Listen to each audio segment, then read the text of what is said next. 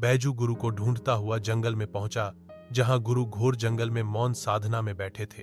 बैजू वहीं खड़ा होकर अपने गुरु की दैनिक साधना के पूर्ण होने का इंतजार करने लगा और मन ही मन, आखिर इस दुनिया का क्या होगा? अगर ईश्वर को इस दुनिया का अंत करना ही था, तो उन्होंने इतनी सुंदर दुनिया बनाई ही क्यों? मनुष्य को जन्म देकर ज्ञान दिया ही क्यों? ये सवाल बैजू के मन में चल रहा था। इतने में गुरुजी की साधना पूरी हुई और उन्होंने बैजू को आवाज लगाई, गुरुजी, अरे बैजू, तुम कब आए और सुनाओ कैसे हो? इतने में बैजू बोल पड़ा, बैजू, गुरुजी, दुनिया और कलयुग को लेकर मेरे मन में बहुत सवाल है। गुरुजी, पूछो बैजू, क्या पूछना है? मैं तुम्हारे सवालों का जवाब शास्त्र संगत और वैज्ञानिक कारणों को जोड़कर दूंगा। बैजू, गुरुजी, दुनिया दिन पर दिन इतनी गर्म क्यों हो रहा है? क्या सब लोग जलकर मर जाएंगे? गुरुजी हंसने लगे, फिर बोले, बैजू, शांत हो जाओ और सामने बैठो। गुरुजी, सुनो बैजू, इंसानों ने अपने स्वार्थ के लिए बहुत से अपराध किए, जिससे प्रकृति का बैलेंस बिगड़ गया है।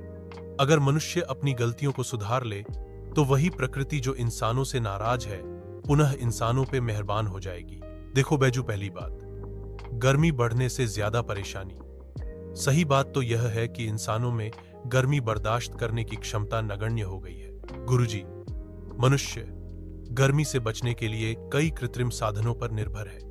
एयर कंडीशनर, फ्रीज का ठंडा पानी पीना, ठंडे पानी से नहाना, आइसक्रीम खाना, कोल्ड ड्रिंक पीना, वैसे उत्पादों का इस्तेमाल करना जो कुछ देर के लिए उनकी तंत्रिका प्रणाली को अवरुद्ध करके उनको ठंड का एहसास दिलाती है। 2. गुरुजी, मानव द्वारा अपने मकानों पर उन रंगों का इस्तेमाल करना जो ऊष्मा और गर्मी को अवशोषित करती हैं।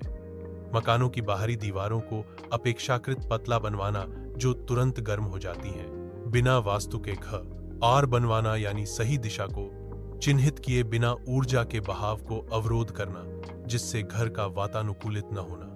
3. गुरुजी बोले, मनुष्यों ने पृथ्वी का भूगर्भीय जल का द्रुत गति से इस्तेमाल किया है। जब इससे पृथ्वी की ऊष्मा शोधन क्षमता कम हो गई है और सूर्य की किरणों की ऊष्मीय ऊर्जा को पृथ्वी अवशोषित नहीं कर पा रही है, जिसके कारण वायुमंडल गर्म हो रहा है। भूगर्भीय जल को जब मनुष्य इस टेमल करके किसी भी रूप में छोड़ देता है, जैसे सोच के द्वारा नहाने के बाद, तो जल पुनः वाष्पीकृत होकर ऊपरी सतह पर लौटती है, तो पृथ्वी के ऊपर के जल का लेवल बढ़ जाता है, जिसके कारण अतिवृष्टि होती है, फलस्वरूप बाढ़ आते हैं। अगर मनुष्य ने इस कमी को पूरा नहीं किया गया, तो पृथ्वी का विनाश निश्चित है, जिसका कारण स्वयं मनुष्य होगा।